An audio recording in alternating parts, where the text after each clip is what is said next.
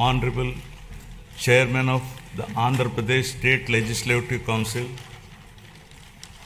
Honorable Speaker of Andhra Pradesh Legislative Assembly, and Honorable members of this August Legislature, it's my honor and privilege to address this joint session of the Legislature on the occasion of the budget session for the year 2026-27. The state of Andhra Pradesh has witnessed significant transitions since its bifurcation in 2014.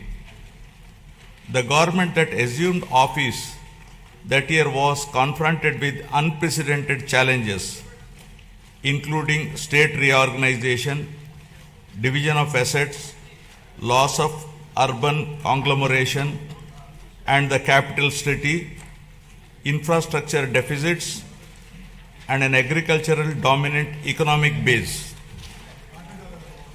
Despite limited resources, concerted efforts were made to stabilize finances, improve connectivity, rebuild institutions, and lay the groundwork for long-term development.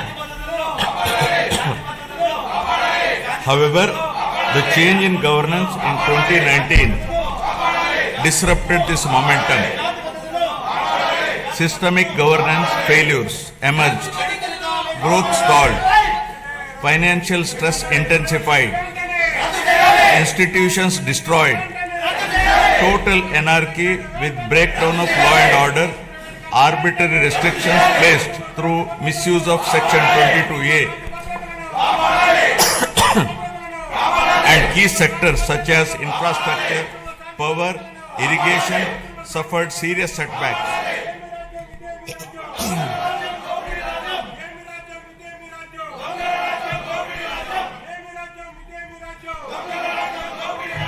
Disenchanted by these experiences, the people of Andhra Pradesh responded their faith once again in my government in 2024, granting an unprecedented mandate to rebuild the state.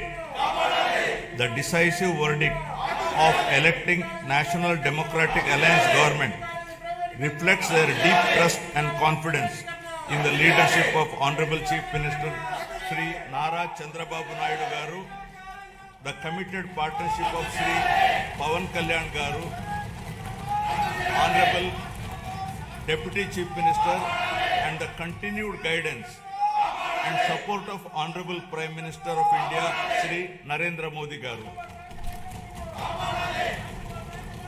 Over the last 19 months, my government has followed a calibrated path from revival towards ascendance.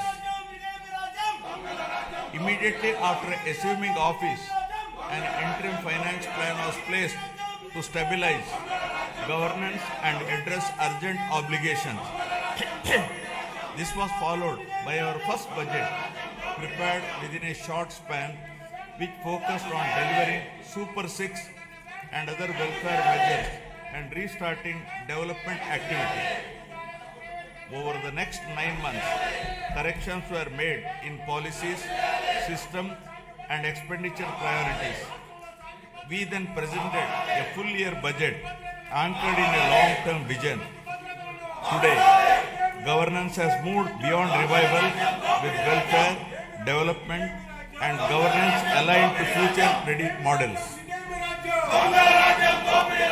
Upon assuming office, my government placed transparency at the forefront by releasing 7 white papers that objectively documented and thereby made common citizen understand the misgovernance in public finances, derailment of the Polavaram project, destruction of the power sector, misappropriation of natural resources, criminal excise policies, deterioration in law and order, and the misguided 3 capital proposal with an aim of destroying futuristic Amaravati that stalled the state's overall progress. By openly acknowledging the problems, my government demonstrated transparency and seriousness of intent. rather than treating them as standalone reports. Government viewed these papers as a starting point for course corrections. Present phase of governance is extremely critical and cannot be considered business as usual. It calls for a clear roadmap and a shared resolve for transformative governance. Accordingly, the government has unveiled the Swarnandhra Vision 2047, placing families and communities at the heart of development. This vision seeks to harmonize prosperity with dignity, growth with equity, and ambition with sustainability. It is in this transformative journey the state draws inspiration from the timeless wisdom of our civilizational heritage, reflected in the Pavamana mantra from the Brahadakaranyaka Upanishad. Asatoma Sadgamaya, Asatoma Sadgamaya, Tamosoma Jyotirgamaya, Mrityurma Amritagamaya. Building on this spirit of course correction, my government has articulated the Padi Sutralu as guiding principles for governance, designed to balance welfare with development and to create a virtuous circle where economic growth through sustained investments generates wealth that strengthens social well-being and social empowerment fuels sustained progress.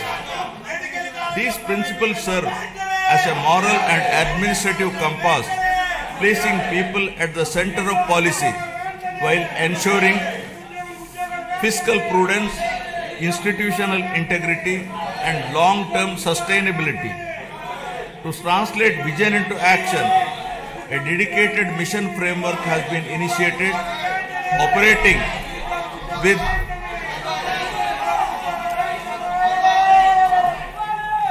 To translate this vision into action, a dedicated mission framework has been initiated, operating with clearly defined objectives, milestones, and accountability mechanisms. Anchored in this guiding spirit, the government has proceeded with focus and resolve. The Swarnandhra vision lays out a clear economic pathway, aiming for sustained high growth to build a rupees 308 lakh crore economy with a per capita income of rupees 55 lakh by 2047. While the long-term pursuit remains firm, the government is undertaking regular interventions and mid-course corrections to stay aligned with evolving realities. A structured review and monitoring framework has been instituted with periodic conferences of ministers, secretaries, and district collectors to assess progress, address bottlenecks, and implement timely course correction, ensuring accountability and continuity in execution.